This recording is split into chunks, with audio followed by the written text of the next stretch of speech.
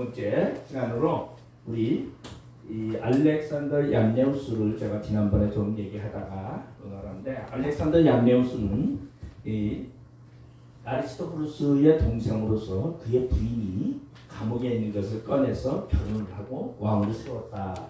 근데 알렉산더 얀네우스는 하스모니안 왕조에서 최악의 왕이다.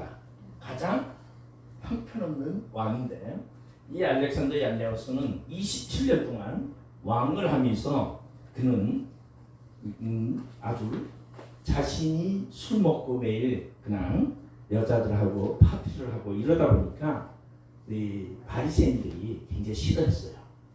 그래서 그가 이제 장막절에 알렉산더 얀네우스가 재물을 바치려고 이제 성전에 이제 제단을 이제 가는데, 그때 수많은 사람들, 군중들이 그에게 종려나무 가지를 던졌다. 그래서 이제 그것이 바리새파가 출도가 돼가지고 했다. 그래서 바리새인들을 죽이려고, 그리고서 이제 바리새인들을 6천 명이나 되는 바리새인들을 죽이게 됩니다. 그 6천 명이나 되는 바리새인을 죽이고, 그리고서는 이제 그러다 보니까 이제 군중들과 바리새인들이 모략을 짜게 되죠. 그 모략이 뭐냐면은 바로 이 셀루커스 왕조에게 도움을 요청합니다. 그래가지고 우리나라를 쳐들어오죠. 그래가지고 셀루커스 왕조에서 왕이 이제 말 그대로 군사를 이끌고 예루살렘으로 쳐들어오는 사건이 일어납니다. 그래서 예루살렘을 쳐들어오는데, 전쟁을 이제 알렉산더 얀네우스와 셀루커스가 이제 전쟁을 하는데, 거의 이제 셀루커스가 승리하게 되고 알렉산더 얀네우스가 예루살렘이 이스라엘이 패하게 되는 그런 지경이 왔는데, 그때 이제 바리새인들과 이런 군중들이 가만히 생각하니까, 우리가 왕이 싫다고 누구를 외부에 군사를 요청을 해서 우리나라를 멸망케 한 것이 옳은 것인가, 이러한 생각에 빠지게 되고, 결국은 그들이 나중에 그 셀루커스의 그 군사를 배반하고서 어디로 왕에게 알렉산더 얀네우스 편을 들면서 전쟁에 동참하게 됩니다. 그러니까 결국은 패하지 아니하고 이기게 되죠.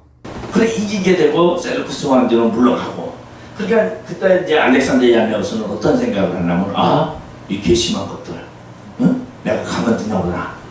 그러면서 전쟁에 이기고 났지만 괘씸해가지고 바리새인들이 수동이 됐다고 해서 바리새인들을 전부 죽이는, 그렇게 하면서 6천 명이나 되는 바리새인을 죽인 것도 모자라서 이제 또 바리새인들을 800명이나 되는 바리새인들을 불러다가 십자가에 달려서 십자가를 다 달아놓고 일주일 동안 그냥 매달아놓고 말려 죽인 겁니다. 그리고 그 앞에서 누구를 여인들과 함께 술을 먹으면서 향연을 베푸면서 이제 그렇게 해요. 근데 이 얀네우스는 그 정도로 그친 것이 아니라, 자기 눈에 조금만 틀리면 자기 첩이라든가 첩이 낳은 자식까지도 그 자기 자식이에요.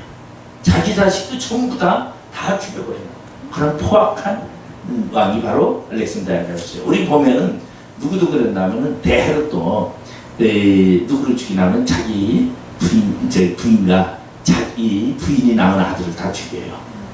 그게 이제, 그래서 우리 헤롯 아그리빠라는 사람은 어떤 사람이냐면, 세 아들 중에서 두 아들이 죽고 막내로 갓난 아이를 어디로? 로마로 귀향을 보내서 로마에 가서 성장하게 되는 그 사건이 이제 신약시대에 나오게 되는데, 그 정도로 자기 자식이지만 내 편이 안 되어진다 생각을 할 때는 가차없이 죽이는 것이 이제, 그러다 보니까 결국은 바리새인들이 도망도 많이 가고, 바리새인이라는 목적 하나로 그냥 다 죽었습니다. 그리고 이 알렉산더 얀네우스는 누구를? 사두개인을 중심으로 통치를 하게 돼요. 그래서는 이제 그가 27년 만에 그가 이제 간두게 되는데, 이 얀네우스는 어쨌든 간에 악한 사람들이 뭘 잘하냐면요, 영토나 이런 거를 많이 가지고 있어요. 영토 확장이 됐는데, 이때 알렉산더 얀네우스가 갈릴리 지역, 그 다음에 블레셋 지역, 그 다음에 이제 중부 요단 편에, 건너편에 전부 다 장악을 합니다. 이렇게 영토도 크고, 이스라엘의 땅의 영토도 크고 굉장히 안정됐는데, 왕은 그렇게 포악했더라. 그런데 이제 그가 49세의 나이에 죽으면서 그가 자신을 돌아보면서 자신의 부인 살롬의 알렉산드리아에게 왕위를 주면서 부탁을 합니다. 이제 당신이 왕이 되거든 바리새인들을 선대하고 그들을 세우시고 사두개인을 멀리하십시오.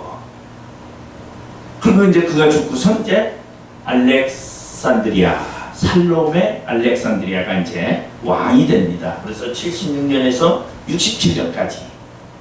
그래서 이제 하스모니안 왕조가 63년에 이제 끝나게 되는데 이제 여기서부터 이제 비극이 오는데 제가 알렉산드리아가 굉장히 통치는 하스모니안 왕조에서 침략이다.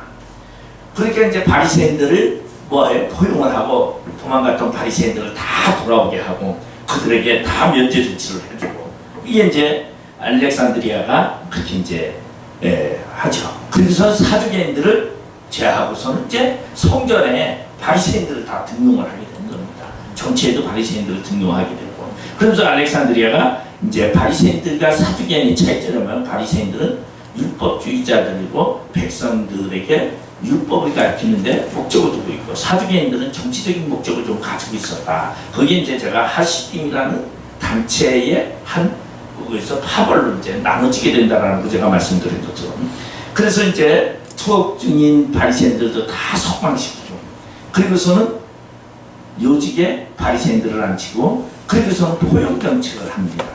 그래서 이제 포용 정책을 하면서 결국은 이제 나라를 왕성하게 하는데 문제가 생긴 게 뭐냐면 재정용 문제예요. 우리 보면은 이 포악한 사람들이 정치를 하면 제 국고가 바닥이 나요. 그럼 막 수목, 막 퍼먹고 막 해줬으니까 국고가 바닥이 나잖아요. 그럼 다음 사람이 정치를 하려면은 나라 빚이 엄청나. 그러면은 국고가 바닥 났으니까 저기 할 게 없어. 돈이 있어야 뭘 정치를 하는데. 우리 그런 경우를 종종 우리는 보잖아요. 지금 우리 정치 상황을 봐도 누구는 저기 나라 지금 다 갖다가 저기 이제 애국의 차가까지 들여다가 애국의 비까지 가져다가 다 써버리고 누구는 그거 채우느냐고. 우리 그걸 과거에도 우리 그런 얘기 많이 있었어요. 우리 정부 때 김영삼, 김대중 이런 정부 때 이야기, 밥솥 이야기도 나오고 하는 게 그런 이야기죠. 그러다 보니까 국고가 없다 보니까 국고를 재원을 마련을 해야 되잖아요. 그래서 세금이 만들어지게 됩니다. 알렉산드리아에서 무슨 세금이? 인두세라는 게. 그러면 여기 지금 뭐냐면 주민세 같은 거예요. 주민세. 그러니까 세금은 점점 만들어지는데 없어지지는 않는다. 이게 세금이에요. 그러니까 세금은 나라가 힘들면 자꾸 만들어져요. 네? 근데 이게 없어지지는 않아. 돈이 남아들어도 없어요. 그래서 인두세라는 것은 이제 만들어가지고 그래서 정부 재원을 만들게 되는데 재정적인 어려움을 극복하게 되는데 우리는 보면은 이제 나라가 어려우면은 뭐를 하냐면 국채라는 걸 발행해요. 지금도 나라가 그래서 채권을 국채를 발행하는데 국가에서 보장한다. 그래가지고 국채를 사게 해서 그 채권을 사면 5년 뒤에 거기다 이자를 얼마 붙여줬어. 근데 서민이 그 국채를 어떻게 파냐면은 허가 낼 때 이제 건축 허가라든가 무슨 허가를 낼 때마다 국채를 사게 해요. 그러면 국채를 몇십만 원씩 이렇게 이제 사게 되면은 그걸 사면은 더 없는 사람은 그거 사가지고 5년을 못 기다리잖아요. 그럼 어떻게 해요? 채권사 팔아먹는 거야. 그 채권사에서 그걸 다 사가지고 5년 뒤에 돈 가지고 이자 받고 그래요. 근데 국채도 세계적으로 보면 국채를 인정해주는 나라가 있고 정말 나라가 잘 돼 있는 돈이 많은 나라 국채는요 비싸요. 하루에는 이자도 많아. 근데 가난한 나라의 국채는요 이거 언제 망할지도 모르기 때문에 이자도 작아요. 그래서 바로 인두세라는 주민세라는 것을 해가지고 이제 세금을 걷어들여서 그리고서는 이제 저걸 하고 그 다음에 알렉산드리아가 한 것이 뭐냐면 가장 중요한 것이 뭐냐면 의무교육제도를 만들었어요. 의무교육제도를 이스라엘에 모든 어린이는 태어나면은 의무교육을 받게 돼 있어요. 우리 그런 얘기를 많이 했고요. 신약에서 베드로는 학교도 안 나왔다. 무식쟁이였다. 그거 거짓말이에요. 네. 유대인들은 태어나면 교육은 의무교육이에요. 네? 다 교육을. 누가? 랍비들이 동네마다 어린아이를 다 많아놓고서 랍비들이 다 가르쳐요. 이게 의무교육이에요. 우리나라도 과거에는 초등학교만 의무교육이었다가 지금은 고등학교까지 의무교육이에요. 그러면 의무교육이 되면 뭐예요? 돈을 안 내는 거예요. 네, 돈을 안 내는. 근데 유태인들은요, 의무교육이에요. 언제? 알렉산드리아 때서부터 의무교육으로 그렇게 하는 그 신약에 와서 베드로는 배운 것도 무식쟁이였다. 배움도 없었다. 그 말이 맞아요? 안 맞아요? 안 맞죠. 이 의무교육이 됐는데 안 맞는 얘기죠. 그러니까 그건 이제 뭐 하냐면 그냥 자기 생각으로 이제 하는 거예요. 자기 생각으로. 그러니까 그래서 그 다음에 이제 또 알렉산드리가 한 게 뭐냐면 자네들을 의무교육과 그 다음에 예배 의식을 회복했습니다. 예배라는 걸. 그래서 이제 제사에 대해서 회복시킨 사람. 그러니까 여자인데 굉장히 훌륭한 일을 많이 했어요. 엄청나게 말 그대로 최고 하스모니안 왕조에서 최고의 왕이 알렉산드리아예요. 근데 알렉산드리아에게 이제 두 아들이 있는데 히카루스 2세와 아리스토블루스라는 두 아들이 있는데 알렉산드리아가 여자란 말이에요. 그러니까 여자가 못하는 게 뭐예요? 왕은 왕인데 대제사장은 여자가 할 수가 없어요. 왜? 여자는 제사에 못 나가게 돼 있단 말이에요. 그래서 우리 성경에 이제 구약에 그런 거 가지고 얘기를 하다 보니까 뭐 지금에 와서 어떤 목사님들은 뭐라 그래요? 어디 여자 목사 인정을 해주느냐? 여자 목사 안 된다. 이게 이제 그런 사건 구약에 그 개념 속에서 이제 그런 걸 얘기하는 거죠. 근데 하여간 이 사람이 그러면 제사는 어떻게 해야 돼요? 제사 문제는 왕이 제주가 돼야 되는데 왕이 제주의 대표가 돼야 되는데 자기가 여자다 보니까 왕은 할 수 있는데 제사장을 못하는 거예요. 그렇게 제사장을 누굴 시켜요? 자기 아들 힐카루스 2세를 대제사장을 시켜요. 그러면 힐카루스 2세가 이제 대제사장이 되는데 이 힐카루스 2세는 성격이 굉장히 유순하다리나 온순하다리나 굉장히 유약해요. 그리고 몸이 굉장히 나락해요. 저는 이런 사람은 이제 신약에 보면 누구라고는 뭐라 그래요? 바울의 디모데가 보면은 굉장히 약해요. 유약하고 성격도 아주 그냥 유약해가지고 그래서 바울이 교회를 딱 세워놓으면은 탐인자를 누구나 디모데가 다 같이 하네. 그럼 디모데가 얼마 못하다 한 3, 4년 그냥 쫓겨나요. 그럼 또 저쪽에 교회에서 보면 저쪽에 또 가서 또 그래 쫓겨나. 계속 디모데. 고린도 교회도 보면 디모데가 쫓겨나잖아요. 고린도 교회 사람이 얼마나 드센지, 예? 그 드센 데라 그 온순한 그 디모데가 가서 썰기 목회를 하니까 얼마나 드센지 디모데가 버티지 못하고 나와요. 그러니까 이제 거기에 누가 오냐면 우리 아울라 아볼로라는 사람이 아볼로 조금 드세니까 아볼로파가 생겨나고 개바파가 생겨나고 바울파가 생겨나고 이게 이제 그런 것이 고린도 교회에 나타나는 거예요. 그러다 보는데 디모데가 이렇게 유약하다 보니까 바울이 디모데에게 뭐라 해요? 남자같이 강건하라 그런 얘기를 하는 거죠.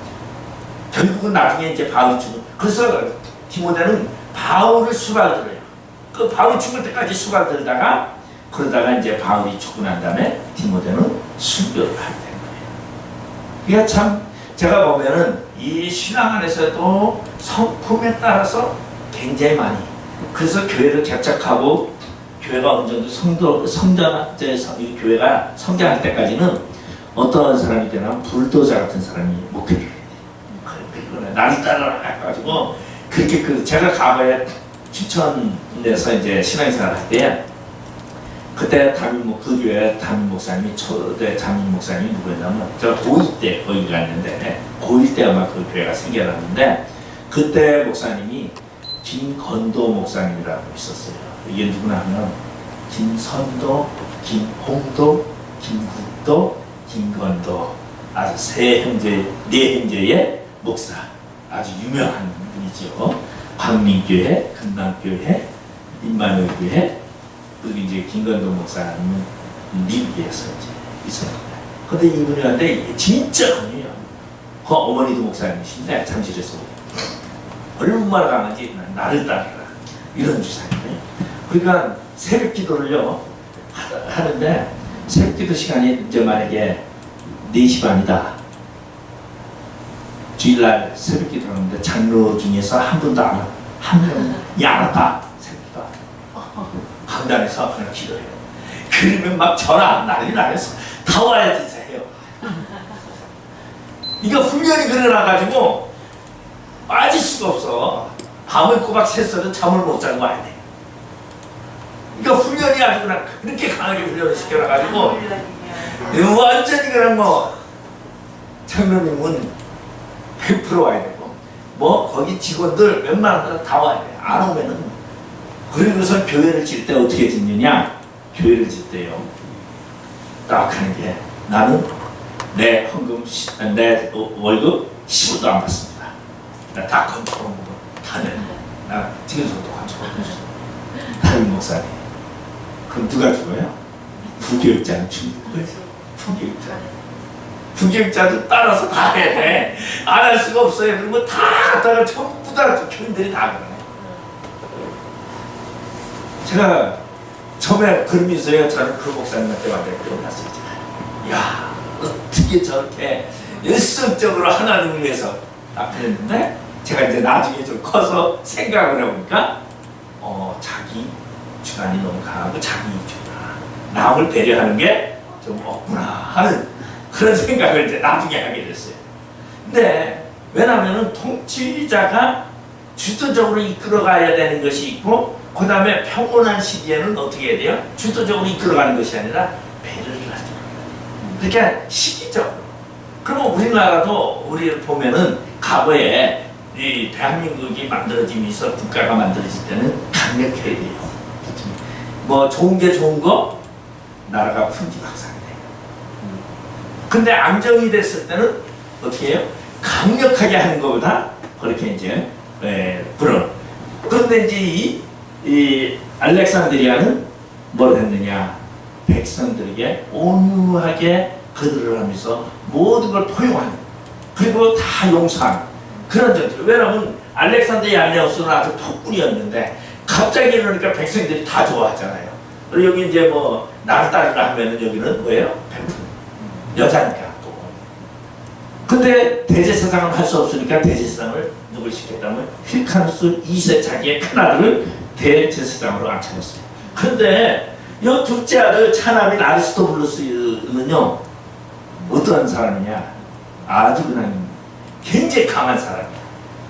굉장히 강하고 뭐라면 자기 주관이 굉장히 뚜렷하고 거의 뭐 지금 말하면 이게 또 왕감이지 왕감. 여기는 이제 물러 터진 이제 그런데 이제 굉장히 옛날에 우리 보면은 북한에 뭐 김정일이가 저기 우리 김정은이나 저기 지금 여자분 저기 그 왕 저기 후계 작가인데 그의 형 김정철이는 뭐 온유해서 안 된다 뭐 그런 맛이고. 그러니까 아리스토블루스 2세를 여기는 대제사장으로 세워놓고 저기는 아무것도 안 주면은 난리를 피했으니까 뭘 쳤냐면 군사를 담당하는 사람이 있어요. 군사를 담당. 그래서 나라를 보호하고 나라의 이 국가적인 이 군사력을 담당하게 됐어요. 그러니까 군사를 담당하니까 칼은 누가 쥐고 있어 이제? 아리스토블루스가 칼을 쥐고 있어. 여기는 뭐 대제사장이지만 허수아비가 힘센 놈이 이기는 거예요. 네? 그래가지고 몇 개 났는데 뭐 그런데 불만이 그렇게 많아도 엄마가 있으니까 둘째 아들이 뭐를 못하고 참는 거야. 그러다 엄마가 딱 진짜 어떻게 해요? 반란을 일으키는 거지. 형 뭐 불러 터지래 형 물러나라. 그러고서는 둘째 아들 아리스토블루스가 형을 감옥에 가둬놓고 자기가 뭐가 됐냐면 왕과 대제사장을 다 자기가 갖게 돼요. 그러니 이게 옳은 거. 그러고서는 이 아리스토블루스는 누구를? 사두개파를 옹호합니다. 사두개파. 여기 사두개파. 힐카루스는 누구로? 바리새파.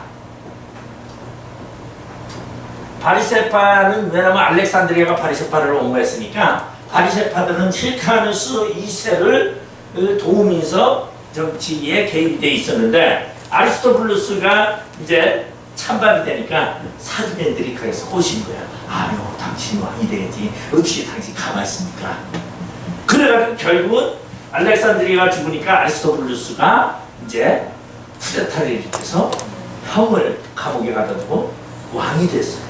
왕도 되고 대제사장도 다 사두개파들이 이제 살판이 났죠.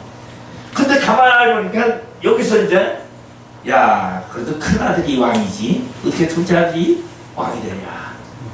누가 등장하느냐. 바로 헤롯이라는 사람이 이제 헤롯 안티파터라는 사람이 등장을 하게 됩니다.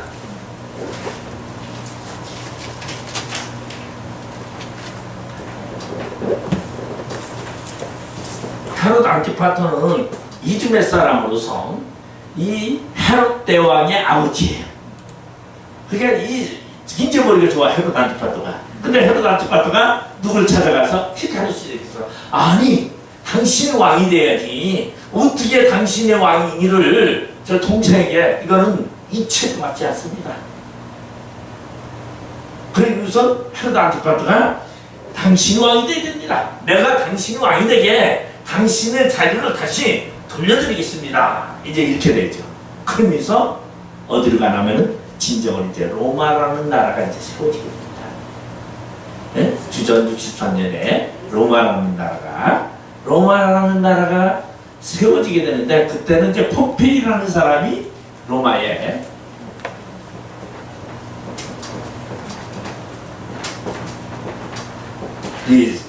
통치하는 사람. 이제 그 뒤에 이제 폼페이 뭐 시저 이제 다음에 이제 우리가 잘 알고 있는 로마 황제가 이제 아우구스투스라는 것이 이제 옥타비누스가 이제 등장하게 되는데 옥타비누스가 등장하기 전에 이야기예요. 시저의 양아들이란 말이에요. 옥타비누스가. 그러니까 폼페이에게 찾아가서 이런 억울함이 있으니까 당신이 군대를 모아서 저들을 물리쳐주고 이 요거는 이제 누가 하냐면은 헤롯 안티파터가 이제 사이에 껴가지고 이제 로마로 왔다 갔다 하면서 이제 통치권에 대해서 싸우게 됩니다. 그러면서 이러한 싸움 그러다 보니까 힐카누스 2세가 로마에 가서 이제 폼페이는 그래 맞아 큰아들이 왕이 돼야지 있을 수가 있어? 그러니까 또 아리스토블루스는 또 로마에다 뇌물을 갖다 바친 거야. 내가 왕이 돼야 되고 나를 인정해 주십시오. 근데 폼페이는 움직이질 않아요. 아니야. 절대 안 돼. 예? 이 큰아들이 힐카누스 2세가 왕이 돼야 돼. 그러고 이제 폼페이는 그러는데 그러다 보니까 이제 또 이 블루스에서는 폼페이가 안 되니까 이제 로마 장군 스카우스라는 장군을 찾아가서 나를 좀 도와주십시오. 이 사람이 이제 굉장히 권력을 가지고 있으니까 그래가지고 이제 스카우스가 이제 파견을 나와가지고 이 나온 파견 여기 파견 나왔는데 그 사람에게 아부를 해가지고 인정을 받으려고 하고 그러다 보니까 왕위는 오락가락 하는 거예요. 힐카누스 2세와 아리스토블루스. 그러면서 4년 만에 결국은 멸망하게 되는 겁니다. 그러니까 형제들 싸움에 그리고 큰 나라 로마에 도움을 요청하면서 로마 군인들이 몰려오게 되고 그리고 거기에는 이두메 사람이라는 헤롯 안티파터라는 사람이 중재를 그러다 보니까 나중에 로마 사람들이 로마에서 딱 보니까 이거 이게 힘들게 생겼다. 그러니까 너네가 다 하고 너 헤롯 안티파터 너 좀 똘똘하구나. 너가 다 이제 내가 여기 다스려라 이제. 예? 로마에서는 이제 보니까 너 괜찮네. 네. 그래서 이제 헤로드 안티파터가 결국 대제사장은 누가 하고, 대제사장은 힐카루스가 하고, 왕권 정치적인 왕권은 이제 통치권은 누가 가져가느냐? 로마인데 여기를 안 주고 헤롯 안티파터를 주면서, 그러면서 하스모니안 왕조가 망해가는 겁니다. 그래서 하스모니안 왕조가 무너지는데, 가장 이제 중요한 것은 뭐라면 하스모니안 왕조가 무너지는데 이 둘은 계속 싸우는 거예요. 계속 싸우고. 그러니까 이제 그러면 이제 나머지 있는 대제사장권 가지고 싸우는 거야. 예? 그렇게 싸우니까 결국은 로마 정권에서 이제 야 이거 평정시켜야 되겠다. 그래가지고 군대를 이제 보내는데, 군대를 보내니까 히카루스 이세와 아리스토블루스가 같이 이제 성안에 있어. 여기는 대제사장이고 여기 군사권을 가지고 있잖아. 그런데 히카루스는 뭐라 해요? 로마 군인이 이제 오니까 우리 한국 갑시다. 이제 그러는데 아리스토블루스는 뭐 안 된다. 왜? 저기 나를 인정을 안 해주잖아. 로마에서 나를 인정 안 해주니까 내가 그냥 저기 싸우다가 죽는 거 한이 있어도 내가 로마 군인은 오는 법에 로마 군인 들어와도 자기 인정 못 받고 여기 형이 인정받을 테니까. 그러니까 안 된다고 하니까 하면 힘도 약하니까 꼼짝을 못 하는 거야. 결국은 전쟁이, 로마와 전쟁이 붙게 되면서 이 전쟁에서 결국은 유태인들만 다 죽어나가는 거야. 유태인 수많은 사람들이 이 전쟁으로 인해서 죽어가면서 결국은 아리스토블루스를 이제 로마로 잡혀가게 되는 사건이죠. 그러면서 하스모니안 왕조가 넘어가면서 헤롯 안티파터라는 사람이 이제 등장하게 되고, 그가 이제 헤롯 안티파터가 63년서부터 주전 43년까지 이제 헤롯 왕조를 통치한, 그러니까 거의 로마 황제가 들었을 때까지. 근데요, 헤롯 왕조는 로마 이 헤롯 안티파터나 데롯이나 굉장히 똑똑한 사람들이에요. 이두메 사람들이 철학가들이 많아요. 그리고 이두메 사람들이 굉장히 좋은데, 그러면서 이제 이 남방에는 이제 뭐가 나면 나바티안이라는 왕국이 들어서는데, 모압, 암몬, 뭐 저기 미디안 뭐 이쪽으로 있는 사람들이 다 통일 왕국을 이루어지게 되면서 신에게는 이제 모압, 암몬 이런 것이 다 없어지게 됩니다. 그러면서 헤롯이라는 사람이 이제 이스라엘의 족속으로 들어와서 이스라엘의 사람으로서 활동을 하게 되는데, 그거는 누가? 힐카루스, 요한 힐카루스 때 있었다. 제가 얘기했어요. 요한 힐카루스가 이두메를 싹 공격해서 전부 에돔 사람들을 다 강제 할례를 시키면서 이 사람들을 이스라엘 사람이 됐어요. 그래서 헤롯은 이스라엘 사람이 되고 헤롯은 할례를 받았기 때문에. 그러니까 이두메 사람은 다 할례를 받았어요. 이스라엘의 60족속의 한 족속이 되버린 거예요. 그래서 이두메 족속이라는. 원래 그들은 뭐라 그래야 돼? 에돔이라고 그래야 돼. 에돔. 근데 이두메라고 이제 여기서부터 이제 얘기하는 게 이스라엘 사람. 그러니까 이스라엘 사람이 됐는데 이두메의 특징을 가지고 있죠. 이제 헤롯 왕조에 보면은 그런. 근데 이스라엘 백성들은 헤롯을 어떻게 알고 있어요? 우리 혈통이 같지 않다는 그러한 생각을 가지고 있어요. 그러니까 헤롯이 뭐를 해요? 성전을 짓는 거예요. 이스라엘 사람들이 제일 좋아하는 게 뭐냐면 성전이야.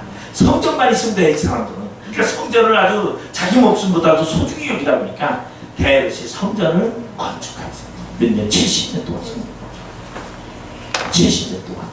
그래서 그 성전이 예수님 계실 때 성전이 완공되지도 않은 그런 상황에서, 그래서 이 성전을 전부 금으로 발라가지고 성전을 다 만드는 그러한 사건인데, 여기서 이제 우리가 하나 볼 수 있는 것은 결국은 이 두세 사람이 폼페이의 출두 명령을 받게 돼요. 싸우니까.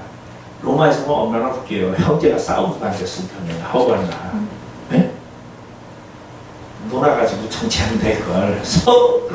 근데 이 형이 하도 유약해서 그래요. 그러니까 형이 유약하면은 동생이요, 형 노릇까지 다 해요.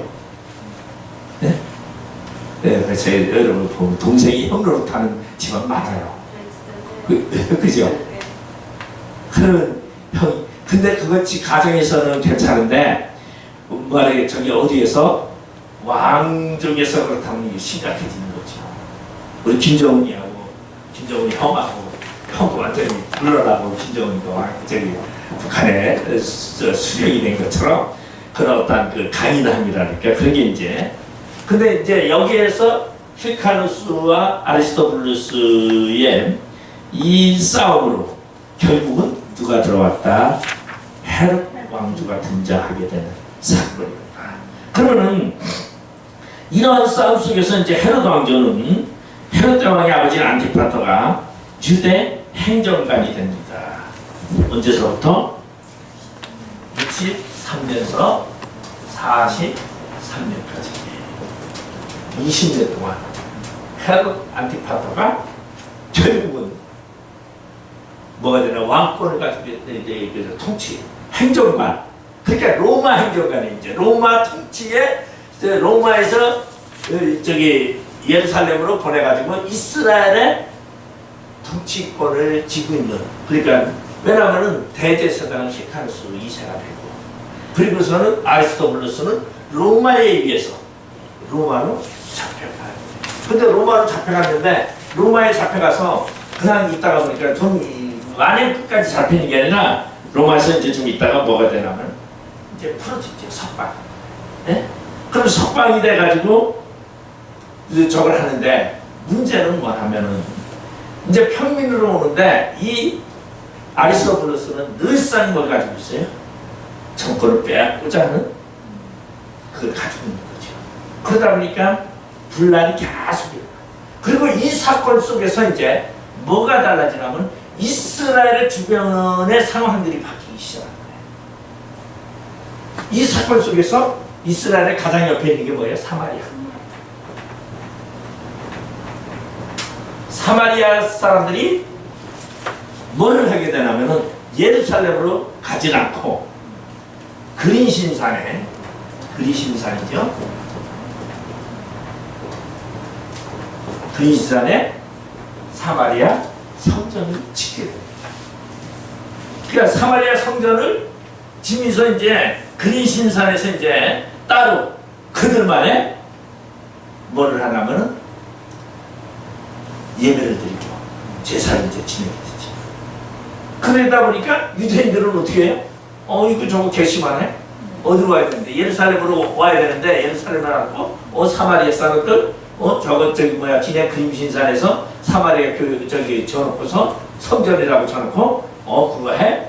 그러면서 뭐가 나빠지냐면은 유태인과 사마리아의 사이가 극각으로 나빠지게 돼요. 그래서 이제 신에게 가면 뭐라 그래요? 사마리아 사람은 개라까지 필요해요. 유태인들. 그러니까 사마리아를 개 정도로 이제 그리고 결국은 여기서 이제 사마리아 총독이 또 만들어지게 돼요. 결국은 이 유태인들이 이스라엘 사람들이 뭐라면은 영토가 넓은 영토 저기 행정 통치권이 넓은 영토가 분산이 되는 거죠. 그래서 우리 신약에 가보면은 요단강 건너편은 헤롯 필립이 통치하고, 왜냐면 대헤롯이 죽으니까 세 군데로 나눠지잖아요. 그 아들들이. 그러니까 통치권이 나눠지는 거죠. 그런데 사마리아에도 우리 보면은 느헤미야 때도 사마리아 총독이 따로 있어. 그러니까 이러한 통치권이 점점 영역의 통치권이 분산되는. 그러면서 우리 보면은 헤롯 아그리파 같은 경우는 이제 예루살렘이 아니라 우리 보면은 어디로 오냐면은 시리아, 여기 갈릴리 북부 지역에 총독으로 다 오게 돼요. 그런데 다 꿈은 뭐예요? 예루살렘 왕 되는 게 다 꿈이야.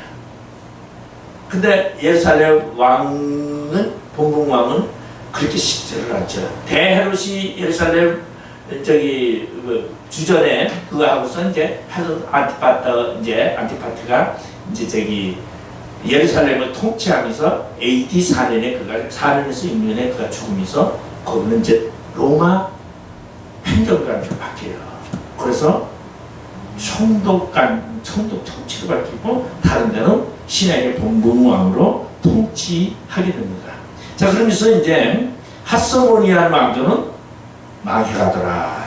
그래서 이 망한 것만 아니라 혼란과 영역이 점점 나눠지고 그 주변의 이방인들이 자꾸 일어서게 되고 예루살렘의 세력은 점점 약해지는 것이 바로 오늘 이런 하스모니안 왕조의 결과가 나왔는데 그거는 형제 싸움으로 만들어진 것이다.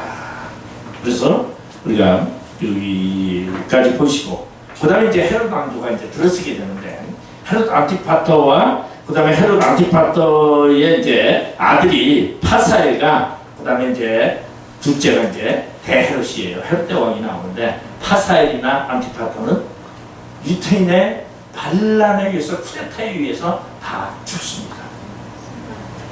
죽으면서 그때 이제 대헤롯은 어떻게 하고 로마로 도망을 가서 살고 로마군을 이끌고 들어오면서 이제 헤롯 왕조가 만들어지게 되고 그리고 헤롯 왕조는 이제 대헤롯이요 부인이 10명입니다.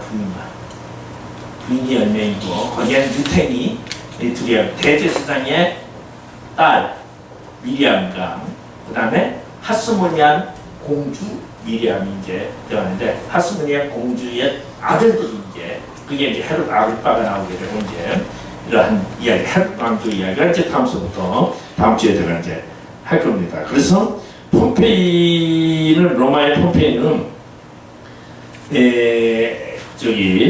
주전 이제 48년에 암살되게 되는데 이 줄리어스 시저라고 이제 하는 사람이 통치를 하게 되고 이제 안토니라는 사람이 나와요.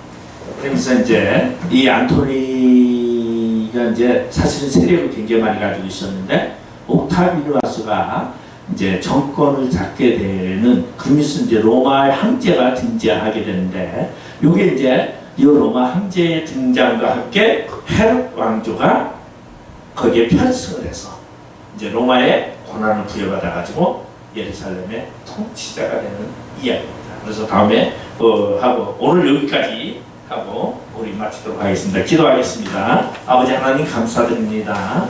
하스모니안 왕조가 71년 만에 그들의 왕조 하나님을 섬기며 하나님의 대제사장과 왕권을 가지고 그들이 나름대로 통치를 했지만 그들의 분란과 그들의 싸움으로 인하여 그 하스모니안 왕조는 몰락하고 결국은 이두메 사람 헤롯 왕조의 등장으로 유태인에게는 엄청난 시련이 닥쳐오게 됨을 알고 있습니다.